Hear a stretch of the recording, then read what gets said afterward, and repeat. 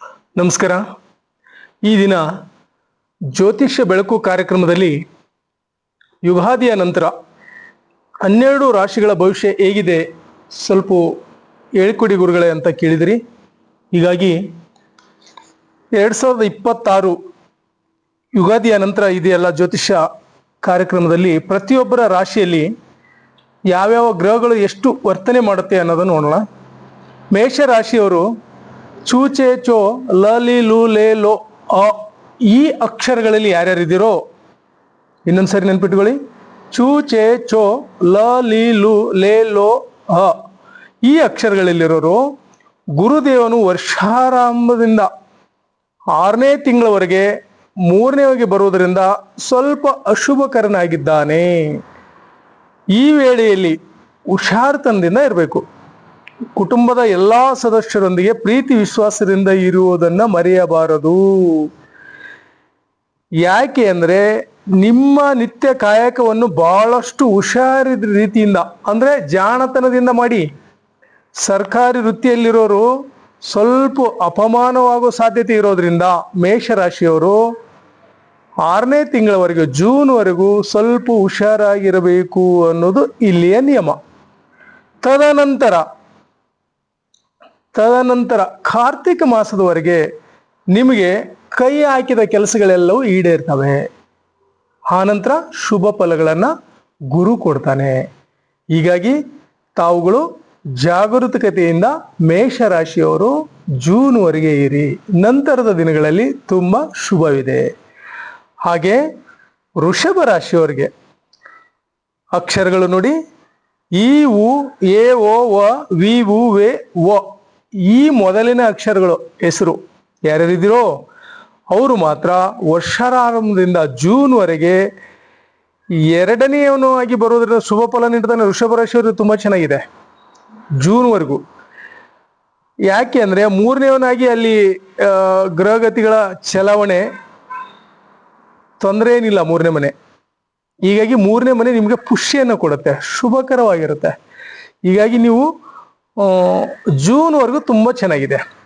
June ನಂತರ ಕಾರ್ತಿಕ್ ಮಾಸದವರೆಗೆ ಸ್ವಲ್ಪ ಆಲಸ್ಯತನವನ್ನ ಮಾಡಬೇಡಿ. ಯಾಕೆ ಅಂದ್ರೆ ಅಲ್ಲಿ ನಿಮ್ಮ ಕಾಯಕದಲ್ಲಿ ತೊಂದರೆ ಆಗೋ ಸಾಧ್ಯತೆ ಇದೆ. ಹೀಗಾಗಿ ಸ್ವಲ್ಪ ಆಕ್ಟಿವ್ ಆಗಿರಿ, ಪಾಸಿಟಿವ್ನೆಸ್ ಕ್ರಿಯೇಟ್ ಮಾಡ್ಕೊಳ್ಳಿ, ತುಂಬಾ ಒಳ್ಳೆಯದಾಗುತ್ತೆ.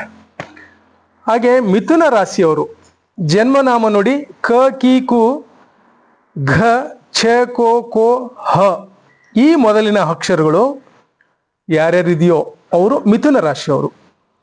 ಇಲ್ಲಿ ಗುರು ವರ್ಷದಿಂದ ಜೂನ್ವರೆಗೆ 1ನೇದಾಗಿ ಬರುವುದರಿಂದ ಅಲ್ಲಿ ಸ್ವಲ್ಪ ಮೀಡಿಯಂ ಇದೆ ಇವರಿಗೆ. ಯಾಕೆ ಅಂದ್ರೆ 2ನೇದಾಗಿ ಬಂದಾಗ ಶುಭ ಫಲ ಇರುತ್ತೆ. ಜೂನ್ ನಂತರ ತುಂಬಾ ಚೆನ್ನಾಗಿದೆ. ಜೂನ್ವರೆಗೂ ಸ್ವಲ್ಪ ಮಿಶ್ರಣ ಇರುತ್ತೆ ಅವರಿಗೆ, ಲಾಭನೂ ಅಷ್ಟೇ ನಷ್ಟನೂ ಅಷ್ಟೇ. ಹೀಗಾಗಿ ಬ್ಯಾಲೆನ್ಸ್ ಮಾಡಿ, ಯಾವುದನ್ನ ಖರ್ಚನ್ನ ಹೆಚ್ಚು ಮಾಡಬೇಡಿ, ಮಿತವ್ಯಯಿಯಾಗಿ ಬಾಳಿ. ಮತ್ತೆ ಇನ್ನೊಂದು ಲೋನ್ ತೆಗೆದುಕೊಳ್ಳೋ ಸಾಧ್ಯತೆ ಹೆಚ್ಚಿರುತ್ತೆ. ಇಲ್ಲಿ ನಿಮಗೆ ಬ್ಯಾಂಕ್ಗಳು ಕೊಟ್ಬಿಡ್ತಾರೆ ಕಡಿಮೆ ಬಡ್ಡಿ ಅಂತ, ಆ ಥರಕ್ಕೆ ಕೈ ಹಾಕಬೇಡಿ. ಯಾವುದಕ್ಕೂ ಕೈ ಹಾಕ್ಬೇಕಂದ್ರೆ ನೀವು ಒಂದು ಅಸೆಟ್ ತಗೋತಾ ಇದ್ದೀನಿ ಅಂದ್ರೆ, ಒಂದು ಭೂಮಿ ಖರೀದಿ ಮಾಡ್ತಾ ಇದ್ದೀನಿ, ಪ್ಲಾಟ್ ಖರೀದಿ ಮಾಡ್ತಾ ಇದ್ದೀನಿ ಅಂದ್ರೆ ನೀವು ಲೋನ್ಗೆ ಹೋಗಿ. ಖರ್ಚು ವೆಚ್ಚಗಳಿಗೆ ರಜೆಯಲ್ಲಿ ಎಲ್ಲೋ ವಿದೇಶ ಹೋಗ್ಬೇಕು ಅಂತ ದಯವಿಟ್ಟು ಲೋನ್ ಮಾಡಬೇಡಿ. ಯಾಕೆ ಅಂದ್ರೆ ಅದು ನಿಮಗೆ ಮುಂದಿನ ದಿನಗಳಲ್ಲಿ ತೊಂದರೆಯನ್ನು ನೀಡುತ್ತೆ. ಹೀಗಾಗಿ ಹುಷಾರಾಗಿರಿ ಮಿಥುನ ರಾಶಿಯವರು. ನೆಕ್ಸ್ಟ್ ಕರ್ಕಾಟಕ ರಾಶಿಯವರು ಜನ್ಮನಾಮಗಳು ಈ ಉ ಎ ಓ ಡ ಡಿ ಡು ಡೆ ಡೊ ಈ ಅಕ್ಷರಗಳು ಮೊದಲಿನ ಅಕ್ಷರ ಯಾರ್ಯಾರಿದೆಯೋ ಅವರು ಸ್ವಲ್ಪ ಇದನ್ನ ನೋಡ್ಕೊಳ್ಳಿ. ಕರ್ಕಾಟಕ ರಾಶಿಯವರು ಇಲ್ಲಿ ಜೂನ್ 2ನೇ ತಾರೀಕುವರೆಗೂ ಸ್ವಲ್ಪ 12ನೇ ಆಗಿ ಬರುತ್ತಾ ಇರೋದ್ರಿಂದ ಗುರುವಿನ ಸ್ಥಾನ ಸ್ವಲ್ಪ ಅಷ್ಟು ಶುಭ ಫಲಗಳೇನಿಲ್ಲ, ಮೀಡಿಯಂ ಇದೆ, ಸಾಧಾರಣ ಇದೆ. ನೆಮ್ಮದಿಯೂ ಸಾಧಾರಣ ಇದೆ. ಮತ್ತು ಜನರೊಡನೆ ಆದಷ್ಟು ಮನಸ್ತಾಪ ಮಾಡ್ಕೋಬೇಡಿ. ಇಲ್ಲಿ ಸಾಧ್ಯತೆಗಳು ಹೆಚ್ಚಿದೆ, ಮನಸ್ತಾಪಗಳಾಗುವ ಸಾಧ್ಯತೆಗಳಿದೆ. ಜೂನ್ ನಂತರ ತುಂಬಾ ಚೆನ್ನಾಗಿದೆ. ಜೂನ್ ನಂತರ ನಿಮಗೆ ಒಳ್ಳೊಳ್ಳೆ ಕಾರ್ಯಗಳಾಗ್ತವೆ. ಅಲ್ಲಿ ಹಿಂಜರಿಕೆ ಬೇಡ, ಧೈರ್ಯದಿಂದ ಮುನ್ನುಗ್ಗಿ ನಿಮ್ಮ ಕಾರ್ಯಗಳು ಯಶಸ್ವಿಯಾಗಿ ನಡೀತವೆ. ಹೀಗಾಗಿ ಕರ್ಕಾಟಕ ರಾಶಿಯವರು ಎದುರೋ ಅವಶ್ಯಕತೆ ಇಲ್ಲ. ಜೂನ್ ನಂತರ ತುಂಬಾ ಚೆನ್ನಾಗಿದೆ. ನೆಕ್ಸ್ಟ್ ಸಿಂಹ ರಾಶಿಯವರು. ಸಿಂಹ ರಾಶಿಯ ಜನ್ಮನಾಮ ಮ ಮಿ ಮು ಮೇ ಮೋ ಟ ಟಿ ಟು ಟೆ ಈ ಅಕ್ಷರದಲ್ಲಿರೋರು ಇಲ್ಲಿ ಲಾಭ ಸ್ಥಾನದಲ್ಲಿ ಗುರು ತುಂಬಾ ದೃಷ್ಟಿ ಚೆನ್ನಾಗಿರೋದ್ರಿಂದ ಸಿಂಹ ರಾಶಿಯವರಿಗೆ ಏನ್ ಅನ್ಕೋತಿರೋ ಅವೆಲ್ಲ ಕಾರ್ಯಗಳು ಈಡೇರ್ತವೆ. ಅಷ್ಟೊಂದು ಶುಭ ಫಲಗಳನ್ನ ಗುರು ಕೊಡ್ತಾನೆ ನಿಮ್ಗೆ. ಜೂನ್ ನಂತರ ಮಿಶ್ರಣ ಇದೆ ನಿಮ್ಗೆ. ಈಗೇನ್ ಮಾಡ್ತಿರಲ್ಲ ಇದೇ ಕಾರ್ಯ ಮುಂದುವರಿಯುತ್ತೆ ಅನ್ನೋದಾದ್ರೆ ಸ್ವಲ್ಪ ನಿಧಾನ ವಹಿಸಿ. ಜೂನ್ವರೆಗೆ ನೀವು ಏನಾದ್ರೂ ಮಾಡೋದಿದ್ರೆ ಮಾಡಿಬಿಡಿ. ಬಿಸ್ನೆಸ್ಗೆ ಹಾಕೋದಿದ್ರೆ ಹಾಕ್ಬಿಡಿ. ಪ್ರಮೋಷನ್ಗೆ ಏನಾದ್ರೂ ಮಾಡೋದಿದ್ರೆ ಮಾಡಿಬಿಡಿ. ಬೇರೆ ಏನೇನು ಉತ್ಸಾಹ ಕಾರ್ಯಗಳಿದೆಯಲ್ಲ ಎಲ್ಲ ಸಿಂಹ ರಾಶಿಯವರು ಜೂನ್ ಒಳಗೆ ಮುಗಿಸ್ಕೊಂಬಿಡಿ. ಜೂನ್ ನಂತರ ನಿಧಾನವಾಗಿ ನ್ಯೂಟ್ರಲ್ ಆಗಿ ಅಲ್ಲಿ ಈಗಿರೋ ಅರ್ಜೆಂಟ್ ಏನೇನು ಮಾಡಿದಿರಲ್ಲ ಅಷ್ಟೊಂದು ಸ್ಟ್ರಾಂಗ್ನೆಸ್ ಆಗಿ ಹೋಗ್ಬೇಡಿ, ನಿಧಾನವಾಗಿ ಹೋಗಿ. ತುಂಬ ಚೆನ್ನಾಗಿದೆ ಸಿಂಹ ರಾಶಿಯವ್ರಿಗೆ ಈ ವರ್ಷ. So good. ಸಿಂಹ ರಾಶಿಯವರು ತುಂಬ ಪಾಸಿಟಿವ್ ಆಗಿ ಎನರ್ಜಿ, ಎಸ್ಪೆಷಲಿ ಗಾಡ್ ರೈಸ್ ಅಂತೀವಲ್ಲ, ಸೂರ್ಯದೇವನಿಗೆ ಸ್ವಲ್ಪ ಪ್ರಾರ್ಥನೆಯನ್ನು ಮಾಡ್ಕೊಳ್ಳಿ. ತುಂಬ ವರ್ಷ ಪೂರ್ತಿ ತುಂಬ ಚೆನ್ನಾಗಿದೆ ಸಿಂಹ ರಾಶಿಯವ್ರಿಗೆ.